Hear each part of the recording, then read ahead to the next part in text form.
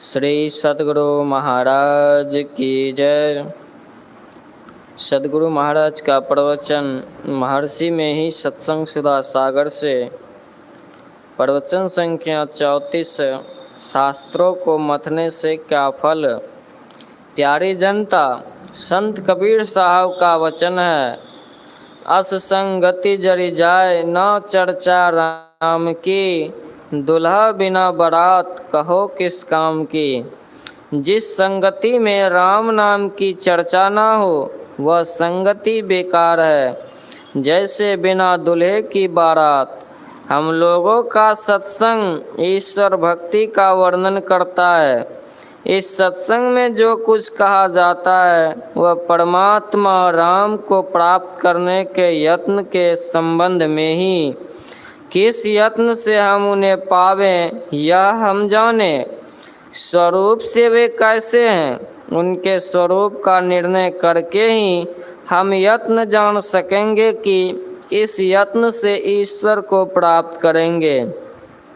इसलिए पहले स्वरूप ज्ञान अवश्य होना चाहिए। श्री राम हनुमान जी से कहते हैं, बहुशास्त्र कथा कंथारो मंथेन वृथैव किम, अन्वेष्टव्यम प्रयत्नेन मारुते ज्योतिरांतरम। मुक्ति को उपनिषद। बहुत से शास्त्रों की कथाओं को मथने से क्या फल। हे हनुमान, अत्यंत यत्नवान होकर केवल अंतर की ज्योति की खोज करो। जैसे अंधकार घर में बिना प्रकाश के किसी चीज़ को ढूंढने के लिए कोई जाता है तो उसे वह चीज़ मिले या नहीं मिले कोई निश्चित नहीं, किंतु प्रकाश लेकर जाने से वह चीज़ मिले संभव है। आँख बंद करने से सब कोई अंधकार देखते हैं। यह मत सोचो कि तुम्हारे अंदर प्रकाश नहीं है। तुम्हारे अंदर प्रकाश नहीं रहने से तुम देख नहीं सकते। साधु संत और ज्ञानी ध्यानी योगी कहते हैं हमारे अंदर प्रकाश है। इसके लिए किसी जांच से जांचते हैं तो जानने में आता है कि यदि हमारे अंदर प्रकाश नहीं होता तो हम देख नहीं सकते। दो सजातीय वस्तु आपस में सहायक होते हैं, किंतु विजातीय वस्तु को सहायता मिले संभव नहीं। यह दर्शन ज्ञान है। आपकी दृष्टि को प्रकाश से सहायता मिलती है, तब जानना चाहिए कि यह दृष्टि भी प्रकाश स्वरूप है। साधनशील को समझाने की जरूरत नहीं, किंतु जो नहीं जानते हैं, तर्क बुद्धि से जानना चाहते हैं, तो उन्हें जानना चाहिए कि प्रकाश से जब सृष्टि को सहायता मिलती है तो यह दृष्टि भी प्रकाश स्वरूप है। इन दोनों दृष्टियों से जो प्रकाश मिलता है, इसके मूल में ज्योति नहीं हो तो दोनों दृष्टियों में प्रकाश नहीं आ सकता। इसलिए जानना चाहिए कि इसके केंद्र में प्रकाश का पुंज है। वह प्रकाश का पुंज बाहर में नहीं है, अपने अंदर में है।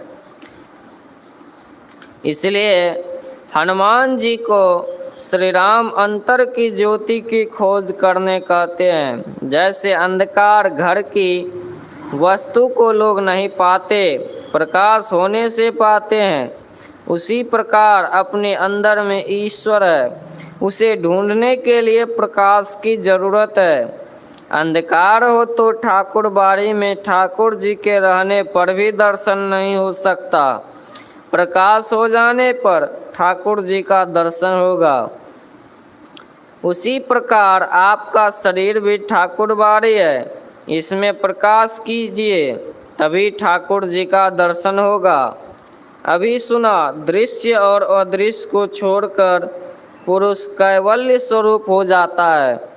वह ब्रह्मज्ञानी नहीं, स्वयं ब्रह्मवत हो जाता है। केवल विचार से दृश्य मंडल को पार नहीं कर सकता।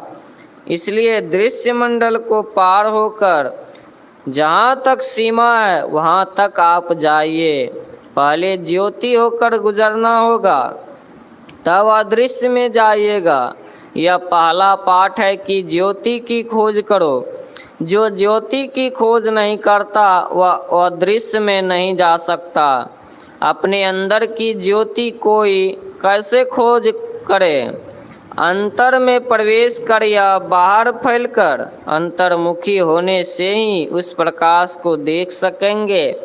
आप जागते हैं, स्वप्न में जाते हैं, गाढ़ी नींद में जाते हैं। बाहर के सब ख्यालों को छोड़कर आप स्वप्न में जाते हैं। इसलिए जानना चाहिए, अंदर में जाने के लिए कामों की चिंता को छोड़कर प्रवेश कीजिए। सब चिंताओं को, काम को साथ में लेकर कोई अंदर प्रवेश नहीं कर सकता। इसलिए जितने समय भजन करते हो उतनी देर के लिए भी केवल काम धंधा, घर की चिंताओं को छोड़ो, तभी अंदर में प्रवेश कर सकोगे। बाहरी काम और ख्यालों को छोड़ने के लिए कोई काम चाहिए। जैसे शरीर को साबुन से धोने पर भी मैल उगता रहता है, उसी प्रकार मन में कुछ न कुछ उगता रहता है। यह स्वाभाविक है। विद्यार्थी अपने पाठ को ठीक ठीक पढ़ेगा, तभी उसको पाठ याद होगा। मन को कुछ करने नहीं दो, ऐसा होगा ही नहीं। जब तक मन की स्थिति है तब तक मन का काम छूट नहीं सकता। इसलिए संतों ने जप बतलाया। जप भी ऐसा हो कि एकाग्र मन से जप को जपो। चाहे माला, चाहे हाथ पर जपो तो भी अंतर में प्रवेश नहीं कर सकते। जप वाचिक जप, उपांशु जप और मानस जप 3 प्रकार के होते हैं।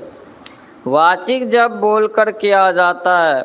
उपांशु जप में होठ हिलते हैं पर दूसरे उसे सुन नहीं सकते। और मानस जप मन ही मन होता है, इसमें होठ, जीभ आदि नहीं हिलते। अंतर में प्रवेश करने के लिए पहले मानस जप कीजिए। वैसा नाम जिसका अर्थ ईश्वर संबंधी है, उस नाम को जपिए। मानस जप के बाद मानस ध्यान कीजिए।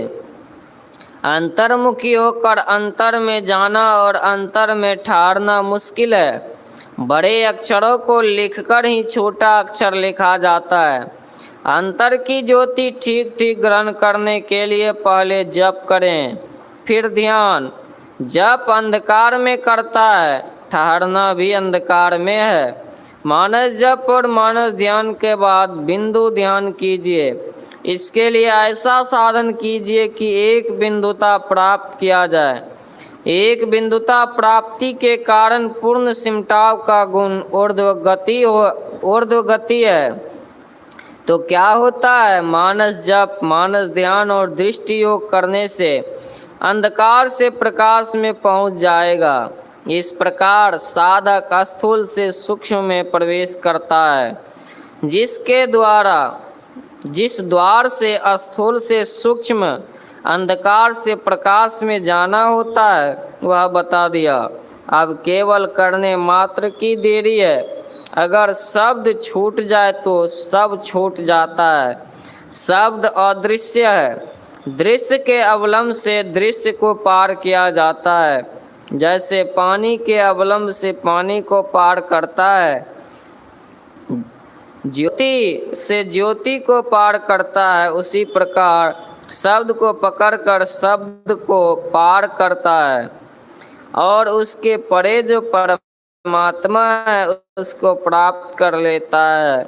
श्री राम ने कहा, अशब्दम स्पर्शमरोपव्ययम तथा रसम नित्यमगंधवचयत अनाम गोत्रम मम रूपमीदृशम भजस्व नित्यम पवनात्म जाहिड़तम। मुक्तिकोपनिषद। हे हनुमान, अशब्द, अस्पर्श, अरूप, अविनाशी, अस्वाद, अगंध, अनाम और गोत्रहीन, दुख हरण करने वाले मेरे इस तरह के रूप का तुम नित्य ध्यान करो। अभी आप लोगों ने संत कबीर साहब का वचन सुना।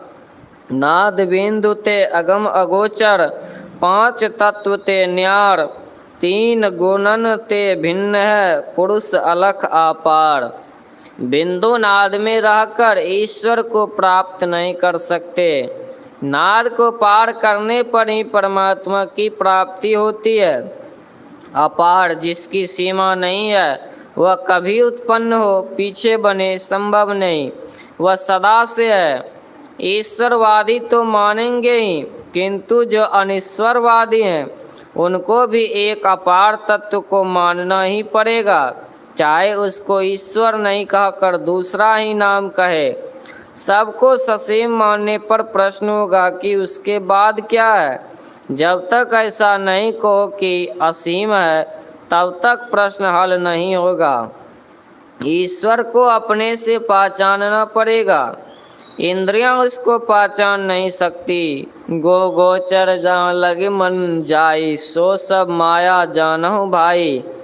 राम स्वरूप तुम्हार वचन अगोचर बुद्धि पर, अविगत अकथ अपार नित्य नित्य नित्य निगम कह। उपनिषद वाक्य है, विद्यते हृदय ग्रंथि छिद्यन्त सर्व संशया, क्षीयन्ते चास्य कर्माणि तस्मिन् दृष्टे परावरे। उस परे से परे ब्रह्म को देख लेने पर हृदय की ग्रंथि गांठ गिरा टूट जाती है, सभी संशय छिन्न हो जाते हैं और सभी कर्म नष्ट हो जाते हैं। लाल लाल जो सब कोई कहे, सबकी गांठी लाल, गांठी खोल के परखे नाही, तासो भयो कंगाल। कबीर साहब। कितने आदमी कहते हैं कि वहाँ आँख नहीं है, देखेंगे कैसे। उन्हें जानना चाहिए कि आपकी सत्ता पर सब इंद्रियां आश्रित है। इंद्रियां आपके नौकर चाकर हैं, इनको शक्ति कहाँ। आपके रहने से ही इंद्रियां देखती सुनती है। आप अकेले होकर रहिए, तब देखिए कि आप में कितनी शक्ति है। अकेले रहकर ही उसकी पहचान कर सकते हैं। कैसे पहचान करो, इसके लिए कहा, सरगुण की सेवा करो, निर्गुण का करो ध्यान ज्ञान, निर्गुण सरगुण के परे तहाँ हमारा ध्यान। कबीर साहब। निर्गुण सरगुण के परे क्या है, जो कुछ देखते सुनते हैं ये पंच विषय सगुण है। जड़ के सब रूप सगुण है, जड़ के परे चेतन, निर्गुण सगुण के परे परमात्मा है। कोई कहते हैं निर्गुण तो हो ही नहीं सकता, तो जिद करने पर कहते हैं हाँ ठीक है, दिव्य गुण सहित त्रय गुण रहित यह भी तो एक गुण है, इसलिए यह भी सगुण ही है। इसके लिए बड़ी पवित्रता की आवश्यकता है। अंतर हृदय को पवित्र रखो, पंच पापों से बचो, एक ईश्वर पर पूरा भरोसा रखो। मोर दास कहाई नर आशा, करई तो कहूँ कहा विश्वासा। लोग यह भी कहते हैं कि सगुण ईश्वर तो प्रत्यक्ष मदद करते हैं। अर्जुन का रथ भी हाँका था, निर्गुण से तो कुछ नहीं हो सकता है। तो देखो कबीर साहब को पानी में डुबाया गया, पहाड़ से गिराया गया, बर्तन में बंद करके चूल्हे पर टांग कर औटा गया तो बर्तन खाली हो गया। कबीर साहब दूसरे ओर से टहलते हुए आ गए, हाथी के पैर के नीचे दबाया गया तो हाथी को वह सिंह जैसा देखने में आया। साधु से श्राप दिलाने के लिए साधु को निमंत्रण दे दिया। वह ईश्वर सब कामनाओं को पूर्ण करने वाले हैं।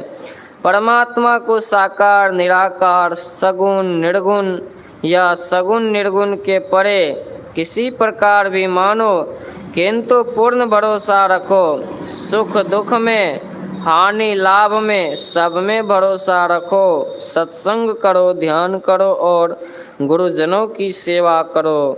श्री सद्गुरु महाराज की जय। यह प्रवचन जिला पूर्णिया, ग्राम सिकलीगढ़, धरारा सत्संग मंदिर में दिनांक 16 नवंबर 1952 ईस्वी को अपराह्नकालीन सत्संग में हुआ था। आरती